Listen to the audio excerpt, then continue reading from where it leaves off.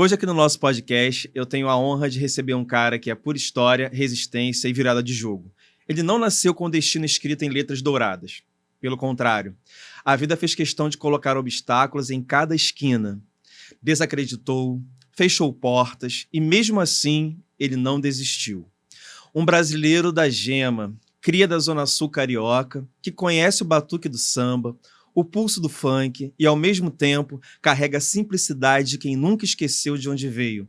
Um cara que sempre soube conversar com todos, dos salões mais sofisticados às rodas mais humildes, porque acredita que respeito e humildade não têm CEP. Por muito tempo, disseram que não ia dar certo, que futebol não era para ele, mas ele acreditou. Trabalhou, insistiu e hoje está no lugar onde muitos sonham chegar, no comando da seleção sub-20 da Arábia Saudita.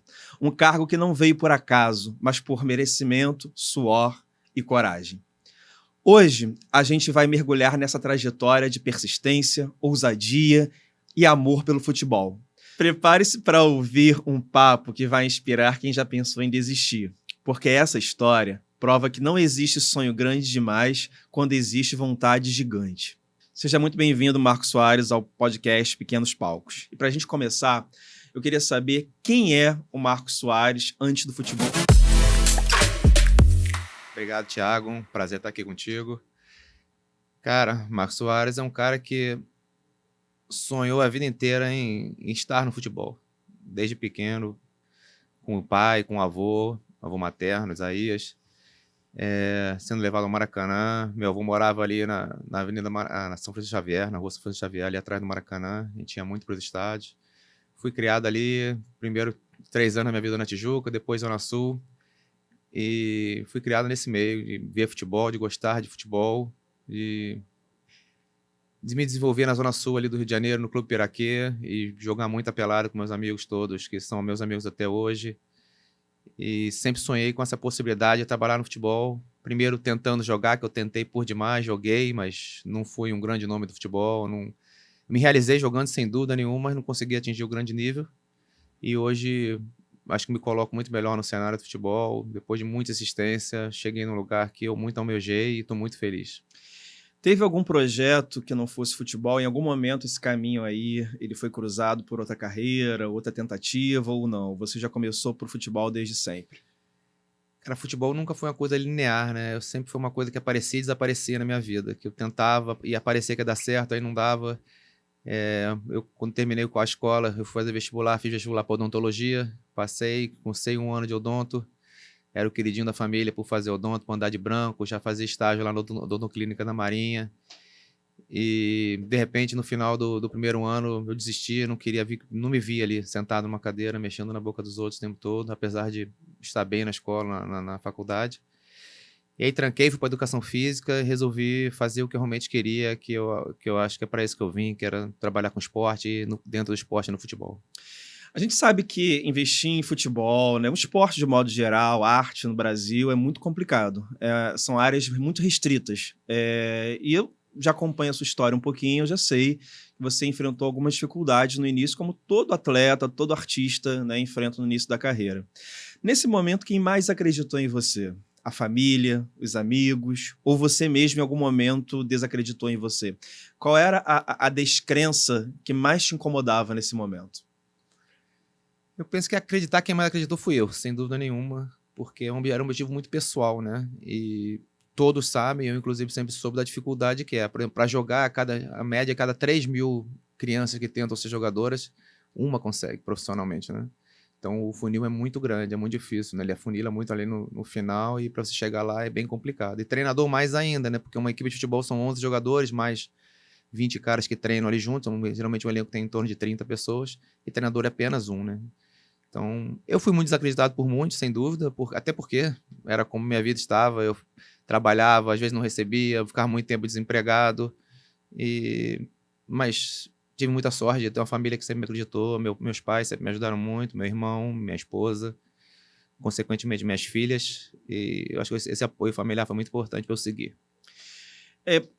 Todo tipo de profissão, né, que envolve fama, dinheiro, facilmente aquelas pessoas que querem te cooptar para esse lugar, né? Elas criam muitas fantasias. A gente sabe que tem muitas armadilhas para quem aí quer chegar no futebol. E qual foi a maior mentira que te contaram aí nesse processo? Eu acho que a maior mentira do futebol é o que a gente vê na televisão, né? Porque a gente está acostumado a ver o alto nível, né? Jogadores de Flamengo, Barcelona, Real Madrid, seleção brasileira, ou até treinadores desse nível. E esses caras são caras super competentes, super bem dotados para estar ali, mas representam talvez 1%, né, do montante geral. Então, a maior mentira é que o futebol é essa maravilha toda, né? E no futebol não é essa maravilha. O futebol é muito difícil, tem que trabalhar muito para chegar lá, você tem que insistir muito para chegar lá. No meu caso ainda, como eu não consegui ser um jogador de renome e eu não tinha ninguém de família ligado ao futebol, para entrar demora muito, você precisa insistir muito, né? Não é questão de ter esquema ou não, é questão de realmente de contato, né? Então eu não era do meio. Para você entrar no meio é muito complicado. Então eu acho que é o maior problema do futebol. As pessoas veem futebol achando que todo mundo é Ronaldinho, todo mundo é Zico, é Pelé, é Romário. E não é assim, né? É Tite, é Filipão e assim vai os treinadores mais conhecidos. E qual a importância da disciplina nesse processo, Ditão? Assim, como é que porque de fato é isso que aparece para a gente, né? Todo mundo vê aí os jogadores com casa bonita, carrão, né? Enfim, mas eu acho que o esporte ele exige, né, uma disciplina diferenciada. E como dar conta dessa disciplina? Como é que funciona isso? Como é que é essa disciplina aí do futebol? Fala um pouquinho pra gente. Acho que são dois caminhos, né? De atleta e de comissão técnica, né? O atleta é bem complicado porque ele depende do corpo, né? Então não cabe mais hoje jogador que vai pra noite, que bebe muito, que não descansa. A exigência no jogo de futebol é muito grande. Então você precisa abandonar muitas coisas. Eu, por exemplo, era um cara da Zona Sul que tinha muitas coisas. Deixei muito de viajar final de semana para Angra, Búzios e Companhia Limitada. Perdi carnavais, perdi férias, né? Por exemplo, em 96, se eu não me engano, eu jogava no Mesquita, no Rio. E meus amigos todos viajando e eu, em janeiro, ali treinando num sol de 40, 42 graus, Mesquita, correndo, treinando, vislumbrando crescer, né? A gente sempre corre atrás daquele sonho, a gente acha que um dia vai chegar em algum lugar, né? Por isso que a gente segue firme no propósito. Treinador, além de dar o treino, além de ter que ser muito bom gestor de pessoas, você precisa estudar. O futebol muda muito. Não tem uma fórmula de bolo para ser treinador de futebol, para uma forma de jogar, na verdade não existe, existem 1000 formas de jogar, mas tem que acreditar em alguma coisa, tem que insistir, você tem que estudar bastante. Você sabe que mesmo estudando, você depende de muita coisa, você depende do rendimento dos jogadores, você depende da sorte também, uma bola que bate na trave e entra, outra que bate na trave e vai para fora. É uma competição que você vai a uma final e perde nos pênaltis, ou você ganha nos pênaltis, o teu trabalho é julgado como muito bom se você ganha e ruim se você perde, sendo que foi um pênalti a diferença. Mesmo no jogo você não perdeu. Eu acho que a disciplina é fundamental. E o acreditar, ele não pode parar um minuto, porque se você deixa de acreditar, você começa a pensar outras coisas, você desconcentra e talvez você possa perder oportunidades. Então, time é um ideal que a gente busca em qualquer lugar, tá? Independente da área, seja... É óbvio que a gente, quando fala a palavra time, remete a esporte. Mas qualquer empresa corporativa, a gente quer montar um time, né? E é muito difícil, porque quando você monta um time, você entende que não é um indivíduo que fez a roda girar. É aquele grupo, cada um na sua posição, que são fundamentais para aquele processo, é que vai. Só que a gente lida também, assim como no mundo corporativo, né, e no futebol, com muita vaidade, né? E hoje você nessa posição de liderança, né, aquele que está ali comandando um time, quem é mais vaidoso? O jogador saudita, o jogador brasileiro? Como é que você lida com essa fogueira de vaidade? Porque a gente sabe que o jogador, né, ele tem essa questão da vaidade no DNA também, que ele quer mostrar a arte dele, né? Então ele vai querer sobressair. Como é que você consegue contornar essa vaidade aí? Seja do jogador saudita, quando era brasileiro, quem é mais vaidoso, enfim. Eu penso que o brasileiro é um pouco mais vaidoso que o saudita. O saudita também tem um lado vaidoso. Aliás, os povos são muito parecidos, sabe? Os dois povos são muito alegres, os dois povos, às vezes, em relação ao futebol, atletas relaxam um pouquinho quando estão bem. A gente é parecido.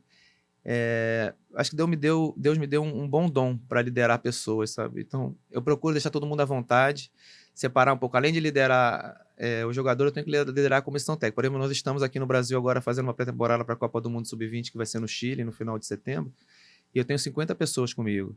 Então, só 27 são jogadores. Tem 23 comigo que são comissão técnica. Então, eu preciso também liderar as pessoas. E também são vaidosas, eu também sou vaidoso. Cada um tem um grau de vaidade diferente, né?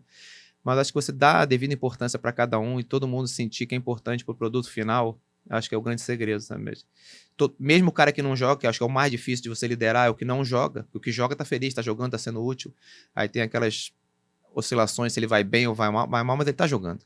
Mas o jogador que não joga, acho que é o mais difícil de você liderar, né? Que você tem que tomar muito cuidado, você tem que fazer ele se sentir importante. Alguns jogadores, numa Copa do Mundo, às vezes não entram em campo, né? E não tem oportunidade de estrear num evento que eles prepararam a vida inteira. Então, acho que desses caras que a gente tem que dar ainda mais carinho. E desde meu início lá em Brasília, há muitos anos atrás, que foi em 2007, eu penso que eu consigo tratar todo mundo de uma maneira parecida, igual é meio impossível, mas eu consigo fazer todo mundo se sentir importante. Porque eu sei o quanto foi difícil também chegar aqui e o quanto eu fui ajudado para chegar aqui, né? Então, eu tenho que ajudar os outros a crescerem também, a se sentirem bem, a renderem o melhor, a tirar o melhor de cada um, tanto de comissão técnica como de jogador. E agora mesmo a gente fica 40 dias, são 20 e poucos dias no Brasil, 2 semanas no Paraguai, depois vai para a Copa do Mundo. Então, a gente vai ficar 60 dias juntos, praticamente, juntando com o Mundial. Então, se você tiver um ambiente ruim, não adianta que não vai. Então, você precisa cuidar muito desse ambiente, todo detalhe é importante. Eu sou muito apegado a isso, sabe? A deixar quem está ao meu lado contente. Então, o brasileiro é mais vaidoso, né? Ah, o brasileiro é mais vaidoso. A gente sabe que o mercado também do técnico, né? A empregabilidade do técnico, ela é muito rotativa, né? Ela é muito inconstante. E você lidou com isso aí em alguns momentos. O que é mais difícil, Ditão? Perder no último minuto do jogo ou ter uma demissão inesperada? Eu já fiz as duas coisas, viu? Uma demissão é sempre muito difícil, muito difícil. Um último minuto do jogo te deixa agoniado, pelo menos por umas 2 semanas, desesperado, por quê que não podia ser diferente, mas uma demissão, você tem que começar tudo de novo, você não sabe quando você vai começar de novo, em que nível você vai estar nessa nova equipe, sem dúvida nenhuma é pior ser demitido. E essa questão do treinador, é uma loucura. No Brasil, então, uma loucura completa. Eu já passei muito, eu já fiquei muito desempregado. Fora as equipes que eu trabalhei e não recebi, ou recebia muito pouco. E devo muito aos meus pais e à minha mulher, que sempre me deram essa liberdade de tentar fazer o que eu queria. E em casa nunca nem reclamaram e sempre me ajudaram a manter a família. Não precisa citar o clube, mas alguma história que te chama mais atenção, né? Que te marcou mais esse processo aí de demissão ao longo da sua carreira? Sim, teve um clube lá no meu início de Brasília que o campeonato lá em Brasília são 2 turnos, final do primeiro turno a gente não conseguiu classificar para a semifinal e eu deixei eles à vontade, falei, cara, eu recebi a proposta de outro clube do mesmo campeonato, inclusive era para ganhar o mesmo salário. Só que eu estava muito feliz no clube, tinha um controle dos jogadores, tinha um relacionamento muito bom. Aí fui no meu diretor, fui no meu presidente, falei que havia uma proposta, que eu não tinha interesse em sair, mas caso fosse o interesse deles remanejar, porque a gente não conseguiu o resultado no primeiro turno, que tudo bem, eu entenderia, eu partiria para outra. Eles me disseram que não, que todo mundo gostava de mim, que eu deveria ficar, e no dia seguinte eu fui demitido e eu já tinha dito não a outro clube que contratou um outro treinador e eu perdi 2 empregos em 12 horas, talvez. As instabilidades do futebol, né? Outra coisa importante, aqui no Brasil, a gente sabe que a torcida ela tem uma influência muito grande, né, na manutenção do técnico no clube. Se a torcida faz muita pressão, o técnico cai logo depois. Como é que é lá com os sauditas? Quem influencia mais são os príncipes? É a torcida? Enfim, como é que funciona isso lá? Sem dúvida nenhuma, cada clube tem um príncipe responsável e é ele que toma as decisões. Às vezes ele é o presidente ou não. Na federação, a gente tem um presidente da federação, que não é príncipe, mas é um cara de muito respeito e ele que toma as decisões. E a gente também tem o nosso diretor técnico, que é um francês marroquino, o Mr. Nasser Larguet, que é um cara super correto, super educado, sabe? Então esses caras tomam a decisão. Agora, depois que inventaram o Twitter, rede social, Twitter que agora é o X, a torcida pressiona muito e também na Arábia Saudita muitos treinadores são demitidos pela pressão da torcida, cara. E isso aí é um pouco universal hoje. Um pouco menos nível na Europa, apesar de já começar a se propagar esse relacionamento de torcida, demissão e treinador, mas na Arábia e no Brasil, muito forte isso. O que você acha do VAR? Cara, eu acho importante. Tem muita coisa que é subjetiva no VAR, né? Se foi falta, se não foi, se foi suficiente um empurrão para ser pênalti ou não, acho difícil medir na câmera e principalmente na câmera lenta. Mas eu acho importante sim, eu acho que o VAR veio para ajudar mesmo que muitas vezes as pessoas não gostem e fiquem chateadas com alguma decisão, que às vezes é polêmica, eu acho que ele mais acerta do que erra. E você deixar de ser campeão, você perder uma final porque a bola entrou ou não entrou, né? Porque foi pênalti ou não foi, acho que hoje em dia minimizou. O que você aprendeu lá no deserto que nenhum jogador aqui vai aprender no Maracanã? Caramba. A cultura deles, cara. O respeito pela cultura, pelas tradições, pela religião, sabe? Inclusive, eles têm um carinho pelo brasileiro, que é uma loucura. Agradeço todos os brasileiros, os treinadores que foram lá antes, que abriram as portas para eu estar lá hoje. Esse respeito que eles têm pela gente é muito legal, mas a cultura deles é fantástica. Eu adoro conseguir me inserir, eu adoro estar lá. E acho que eles mostram muito pra gente como viver, como que eles se... Por exemplo, a minha seleção agora, o meu goleiro joga no time até do Benzema, no Etihad. Eles estavam jogando a Supercopa agora da Arábia Saudita e ele chegou depois. A gente estava concentrado já em Tour. E quando mostrávamos o nosso jogador na câmera, todo mundo delirava, todo mundo, o Hamad, todo mundo feliz, mesmo sendo adversário dele em muitos momentos pelas equipes, né? Então esse carinho que eles têm pelos outros, assim, uns pelos outros, é muito legal. Realmente, o nosso grupo é muito, muito família. Realmente, um torce pelo outro, sabe? Então, é bacana. Muito legal você falar dessa admiração aí que eles têm pelo futebol brasileiro. E aí, o que está acontecendo? A seu ver, assim, o que está fazendo o Brasil perder esse protagonismo no esporte, né, mundial, né, no futebol? Porque o futebol sempre foi a nossa marca, né? Sempre foi o nosso esporte, né?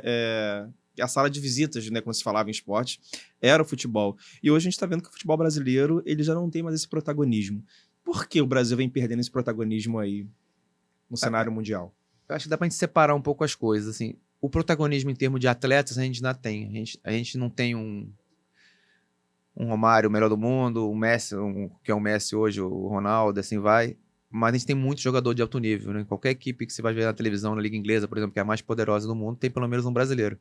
Então o protagonismo de atleta a gente ainda tem. A gente só não tem o cara que é o melhor de todos, que Neymar chegou muito próximo disso, mas acabou que no final ficou em segundo em algumas disputas de o jogador eleito pela FIFA no melhor do ano. Mas o futebol mudou, né? Antigamente o futebol era muito intuitivo. Tinha o treinador, tudo, mas o futebol se resolvia muito pela habilidade do jogador, pela técnica individual, e o Brasil sempre foi monstro nisso.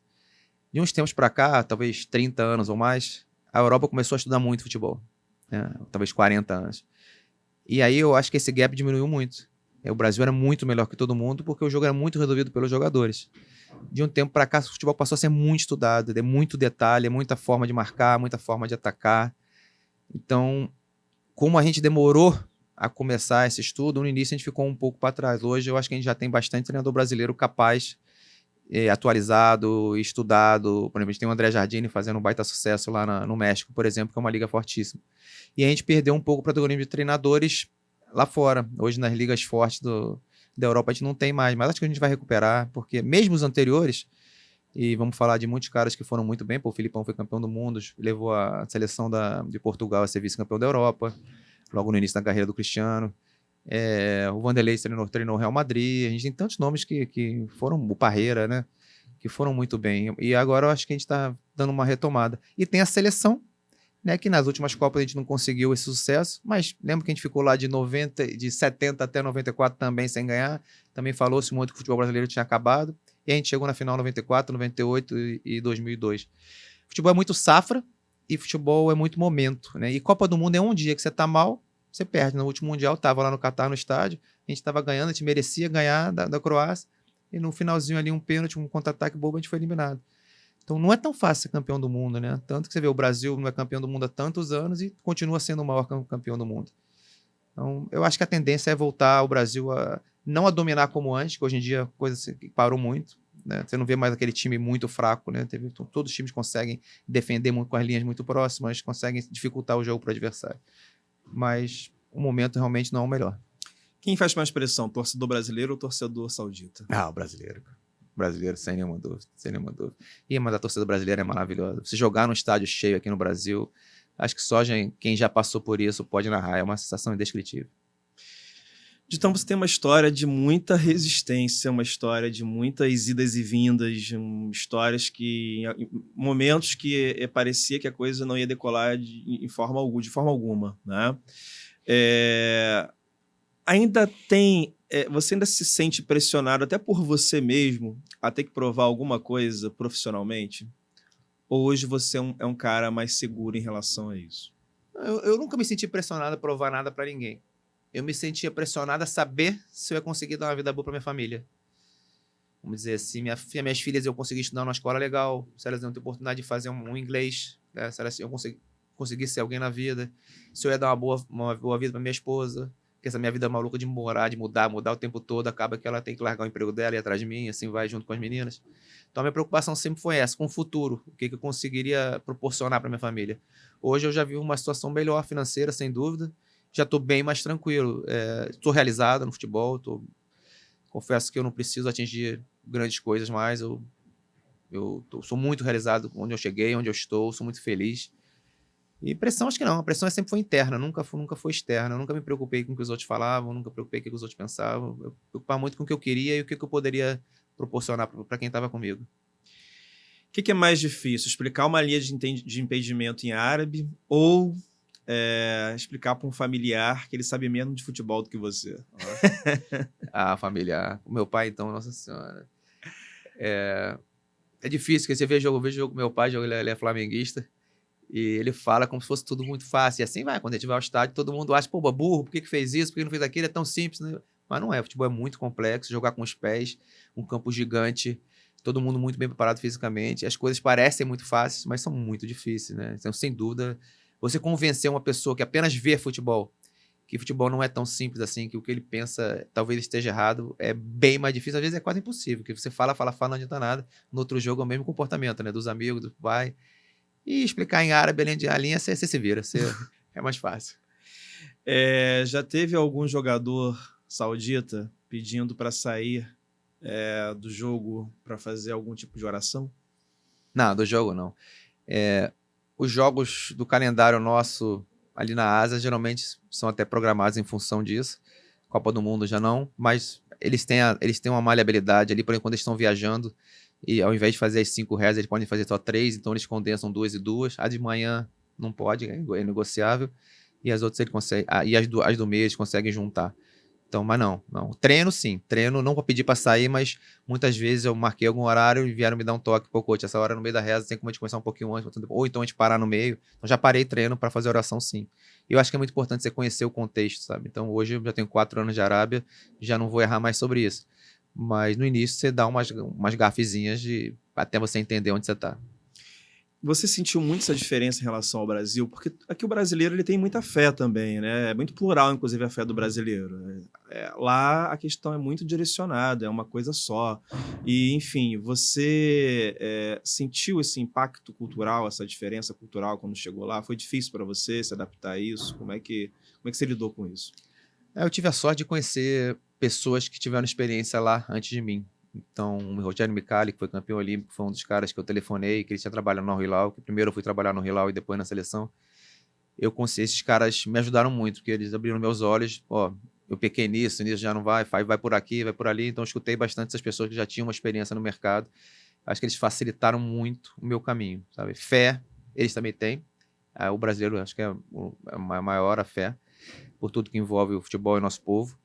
Mas eu tive muita facilitação por meio de amigos que me ajudaram a entender, e eu fui procurar estudar, fui procurar entender também onde eu estava, o que eu não poderia fazer para não dar certo, e por enquanto tem dado, são 4 anos de muita alegria por lá. Uma situação de apuro, que depois você, quando você olha hoje, você até ri dessa situação, mas também para você foi muito difícil. Passou por isso em algum momento?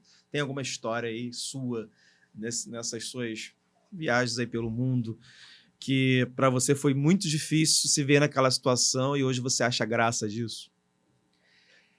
A mudança, quando você vai para a Arábia, é tudo muito diferente, né? O lado cultural é muito diferente.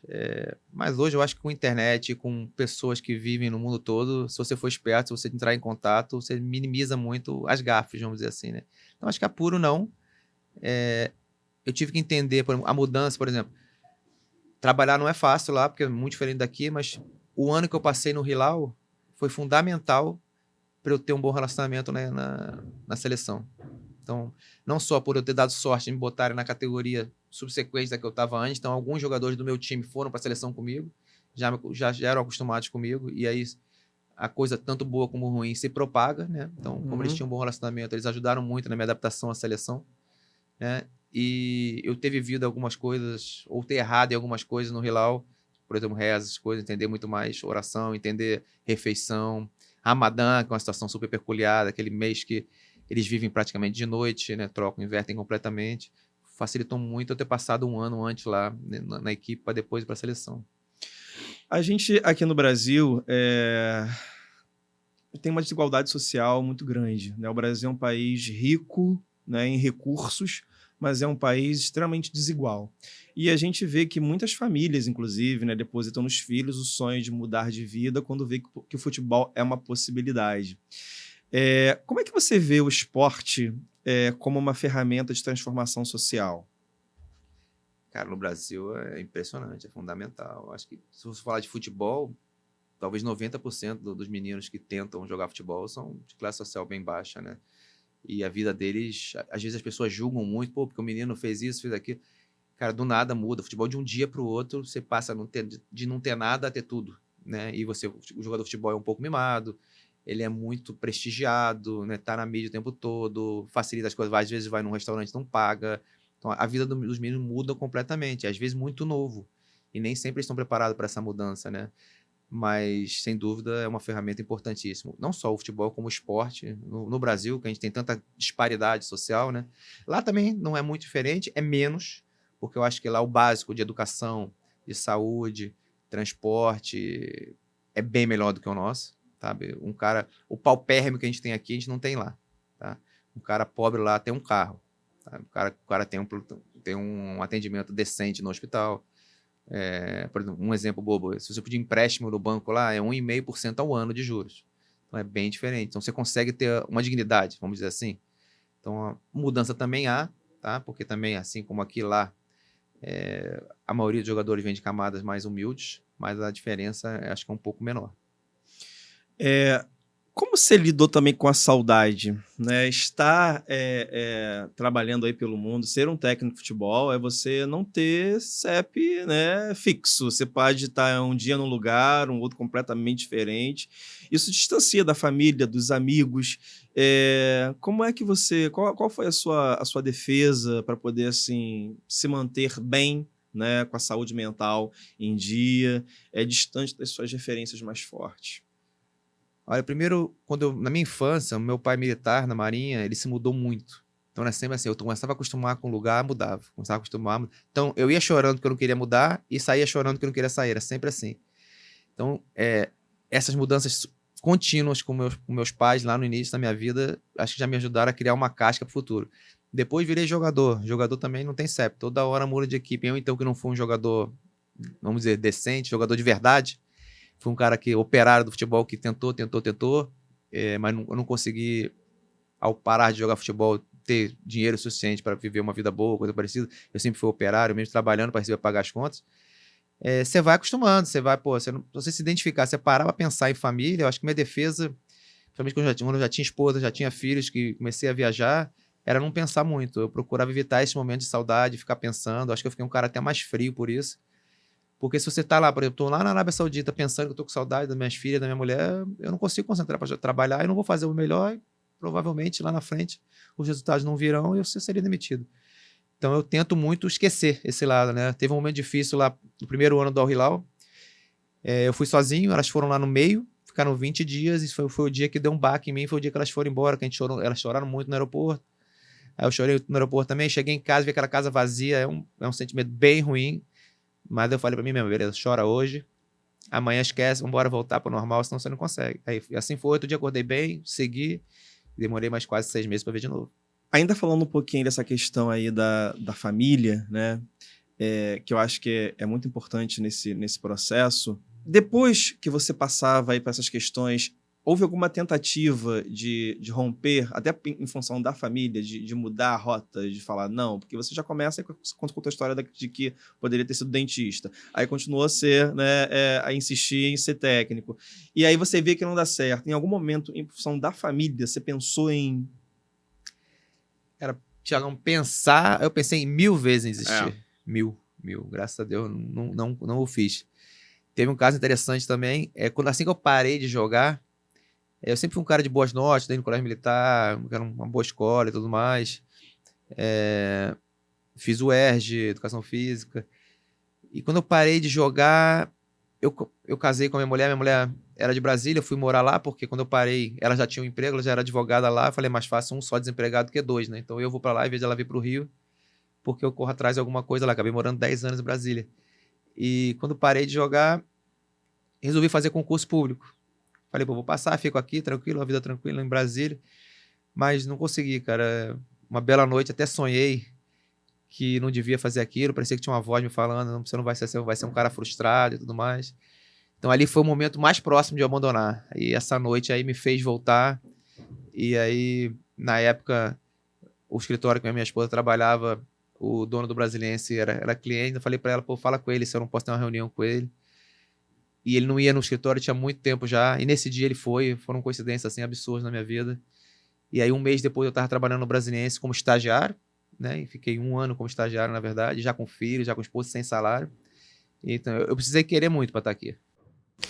Agora, você foge também um pouco ao estereótipo daquele do menino pobre, né, que estava tentando ganhar vida no futebol, porque você tinha outras possibilidades de carreira e você seguiu, né, o seu talento maior, que é ser um esportista. E eu acho que é interessante isso que você traz, porque a gente tem esse estereótipo de que o jogador de futebol, ele é ignorante, ele é burro, ele não é bom aluno, né? Que não é bem assim. A gente entende que, na verdade, né, até quando se fala em escola, que é a minha zona de conforto, que é a área que eu atuo, não se trata de ser burro. Ninguém é burro. As pessoas, muitas vezes, não têm condição de mostrar o seu melhor. E quando você não tem essa infraestrutura, quando você não tem aquele campo para você florescer, você não consegue produzir intelectualmente, né? Como qualquer pessoa aí que tem talvez essa oportunidade. Então, a gente tem que entender, acho que é importante marcar isso, que esse jogador de futebol que não tem, né, que não falam português corretamente, né, ou seja, que não mostra uma certa intelectualidade,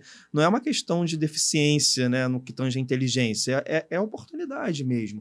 E você foge a esse estereótipo, né? Inclusive, você fala mais de 2, 3 idiomas, né? Como é que esse seu diferencial, esse seu repertório cultural, educacional, né, essa questão de você ser poliglota, isso foi um diferencial na sua carreira? Cara, em relação às línguas, cara, é muito curioso que eu sempre gostei de estudar línguas sozinho, matriculando em curso. Eu nunca pensei que isso fosse tão importante na minha vida, né? Hoje eu falo português, inglês, francês, espanhol, italiano e um pouco de árabe. E, por exemplo, quando eu cheguei no Hilal, meu coordenador era espanhol. E um dos motivos que eu ganhei a concorrência para ser o treinador do Sub-17 do Hilal foi de eu falar espanhol e ser a comunicação mais fácil com ele. Agora, na seleção também, eu falar francês, quase todo mundo, quando eu cheguei lá, era francês. Facilitou muito a minha contratação. Então, esse aí tem sido um diferencial bastante grande. O relacionamento com os jogadores, pouquíssimos falam inglês, mas alguns entendem. E aí eu comecei a tentar aprender árabe um pouco mais rápido, pelo menos o básico do futebol, para poder ter o acesso direto. Principalmente em treino e jogo, que as informações têm que ser muito rápidas. Se demorarem muito, você pode tomar um gol ou deixar de fazer um gol.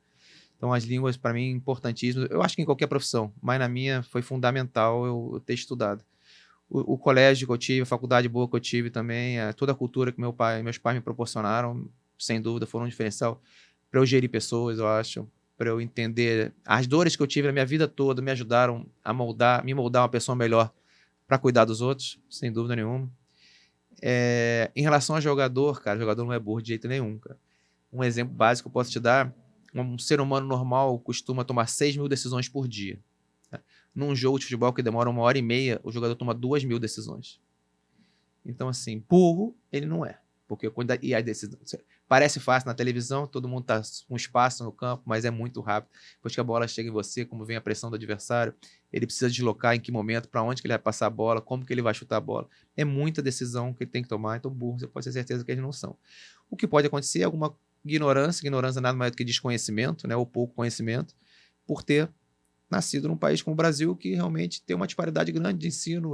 Nossas escolas públicas não são boas, não formam o cidadão realmente para o mundo, preparam o cidadão. Claro que tem muita gente que vem de baixo e chega por ter muita capacidade intelectual, e que são os caras diferentes, que vão se dar bem na vida, sejam pobres, ricos ou não.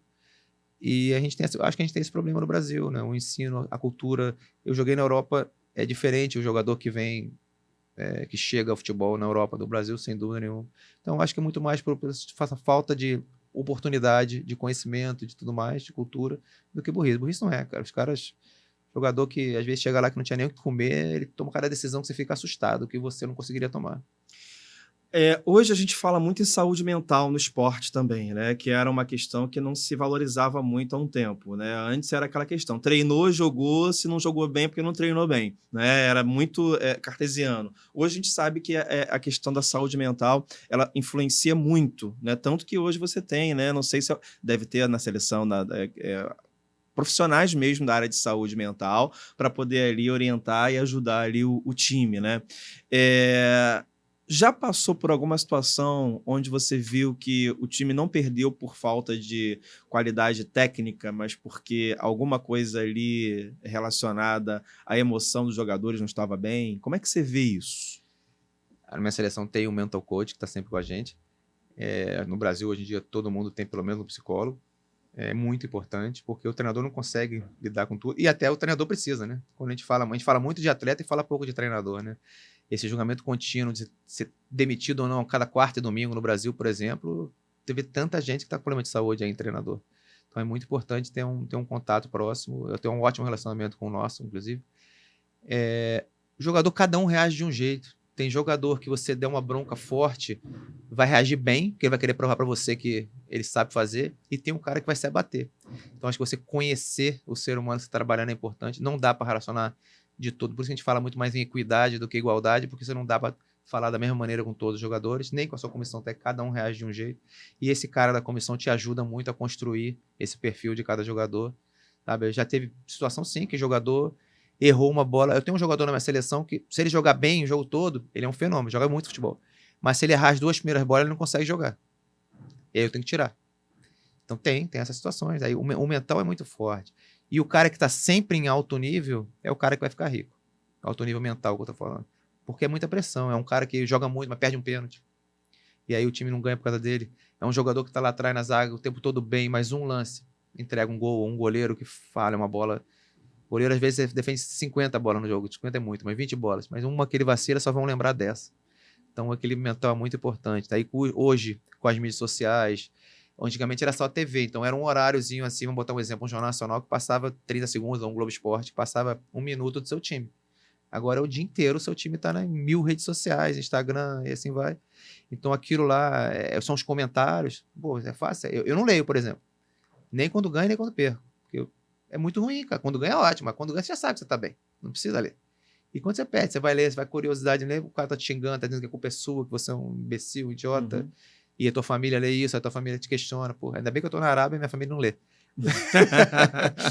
Mas aqui no Brasil tem muito esse problema, imagina, né? Falam tanto mal dos treinadores. E o filho desses treinadores na escola que passa por tanta coisa, que é xingado às vezes por pai ter perdido um jogo.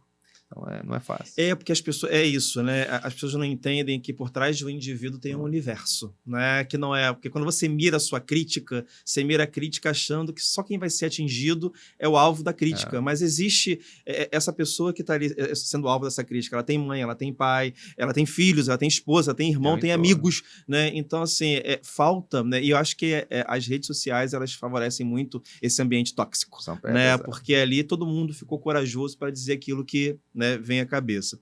Para a gente poder fugir um pouquinho do clichê, mas eu acho que essa mensagem é importante e eu quero que você seja muito honesto, tá? Respondendo a ela. O que você diria hoje, então, assim, para as pessoas que estão com muita dificuldade de acontecer, seja a área que for, né? Quero que você seja muito honesto, porque depois que passa, parece que é bonito, porque eu acho que foi o que você colocou, a gente precisa louvar nossas dores, né? Eu acho que eu falo muito sobre isso, acho que isso é importante, a gente, depois que ela passa, a gente entender que aquilo ali foi importante. Mas, assim, o que você diria de fato, assim, né, para alguém que hoje está querendo acontecer em determinada área, mas está enfrentando muitas dificuldades? Vou te dar um exemplo de ontem, né? Ontem eu estava em casa e eu trouxe uma camisa da seleção pro filho de um grande amigo meu. E aí ele foi lá em casa buscar, foi com o menino, meu ficou super feliz, agradeceu muito e tal.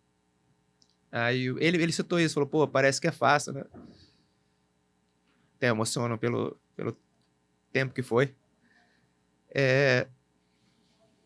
Esse é o Fusca, amigo meu, que a gente cresceu junto no Piraquê. E ele falou, pô, tava conversando com a minha mulher, com a Érica, que hoje todo mundo te vê bem, dando camisa da seleção, bem pra caramba, fazendo estágio aqui pra Copa do Mundo e tal, mas os caras não têm ideia do que você passou, né? E a resiliência, eu acho que é a minha palavra fundamental de vida. E aí eu falei pra ele, pois é, foram 30 anos. Tentando ser alguém, vendo meus amigos talvez prosperarem, e eu naquela, pô, será que vai dar? Será que vai dar? Certeza absoluta não tem como ter. Não tem como ter. No futebol, então, que a coisa é muito aleatória. Mas algo me dizia que eu devia continuar, sabe? Eu sempre tive algo dentro de mim que eu era bom o suficiente para um dia chegar em algum lugar. Onde? Não sei, tá? Se eu vou mais para frente também não sei, mas eu tô realizado, sem dúvida. Então foram 30 anos lutando muito. Então, para as pessoas que estão tendo dificuldades, elas existem. Aí você não se compare com os outros, porque cada um tem seu tempo. Tem gente que ralou 6 meses e deu certo. Tem gente que ralou 50 e não deu. Então você não sabe quem é você, né? Mas eu acho que se você tem a certeza da sua capacidade, do teu sonho, não vale a pena desistir, porque senão você vai frustrar. Você pode se realizar em outro lado, até ganhar dinheiro em outro lado, mas você vai ser frustrado por não ter feito o que você realmente queria fazer. E eu acho que o mundo de hoje cobra muito, né? O mundo hoje cobra sucesso. Eu não sei te dizer o que é sucesso, né? Cada um, acho que para cada um sucesso é diferente. Para mim, sucesso, o meu sucesso é chegar onde eu cheguei. Posso ter mais? Posso, mas se não tiver, estou muito contente. Você está aí já, né, prestes a participar de mais uma competição importantíssima, né? É a Copa aí das seleções sub-20. Como é que está a expectativa da seleção? Como é que está esse processo? Fala um pouquinho para a gente. Cara, a gente é a Arábia Saudita, né? A gente não vai disputar pelo Brasil e pela Espanha e assim vai, que são as seleções favoritas. A expectativa é alta de um bom rendimento, uma boa performance. O meu time cresceu muito. O meu time hoje não tem medo dos adversários, sabe das suas deficiências e é muito trabalhador. Os meninos trabalham, cara, um nível muito forte. A intensidade dos nossos treinos é muito grande. A gente recentemente conseguiu fazer ótimos amistosos contra seleções de renome. Eu acho que a gente está preparado para fazer o Mundial. Agora, o resultado é muito difícil prever. A gente tem um grupo difícil, Colômbia, que é muito forte tanto fisicamente como tecnicamente. Nigéria, que os caras são muito fortes, muito tradicionais no futebol mundial, né? A Nigéria já atrapalhou o Brasil tantas vezes por aí, somente em Olimpíada e em categoria de base. E a Noruega, que você pensar só pelo país, talvez não seja tão forte, mas são 24 seleções que jogam a Copa do Mundo e na Europa só vem 5.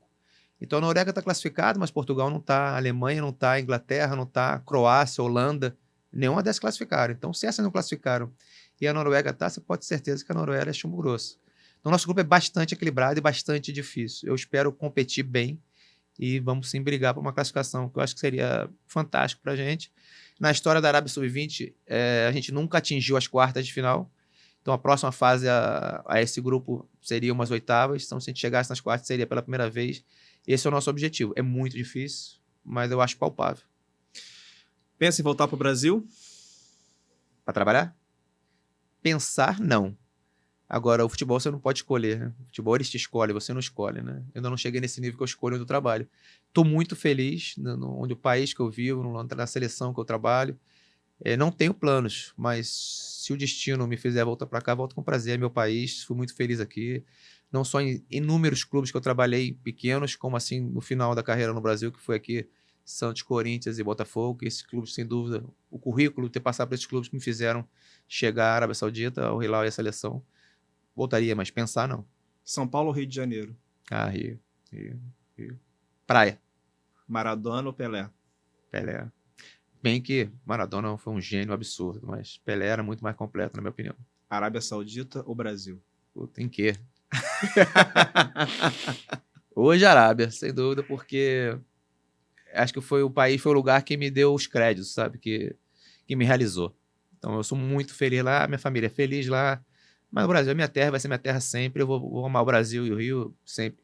Morei na Bahia, morei no Ceará, morei em Brasília, morei em Santos, São Paulo. Fui feliz em tudo que é lugar e seria feliz de novo no Brasil.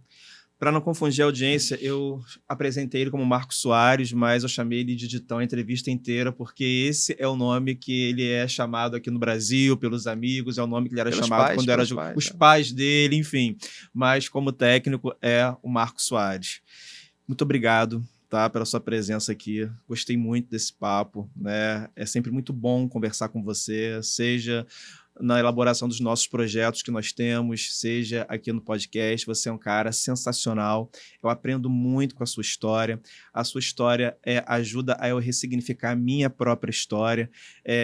Foi muito bom, está sendo muito bom te encontrar, né, nesse ciclo, nesse plano. Vinícius de Moraes dizia que amigo a gente não faz, a gente reconhece. E te reconhecer tem sido um presente, tá bom? Muito obrigado aqui pela sua presença. Obrigado, Thiago. Acho que tudo que você falou serve de mim para você também. Nunca quis ser exemplo para ninguém, mas se tudo que eu vivi, tudo que eu passei, tudo que eu fiz para chegar onde eu cheguei, servir para ajudar alguém, vou me sentir muito contente e realizado também de poder participar do caminho de alguém. Tanta gente me ajudou, cara, mas tanta gente. Eu dou um exemplo, eu fiz estágio com o Guardiola em 2013, ele foi super simpático comigo, ele já era campeão do mundo. Então, assim, se ele foi humilde ao ponto de baixar o nível e vir conversar comigo, por que eu vou ser diferente? E esse foi mais um episódio do podcast Pequenos Palcos. Um podcast que nasce da minha necessidade de comunicar arte, cotidiano e cultura. Enquanto professor, esse lugar não estava pleno para mim, uma vez que eu percebo que a escola hoje ela não comunica com a sociedade do modo como eu acho pertinente. Então, eu resolvi tentar fazer a mudança aqui no meu microcosmo, que hoje é também esse podcast Pequenos Palcos. E se você se identifica com a proposta, então curta, compartilha, divulgue, vamos crescer juntos. Até o próximo episódio.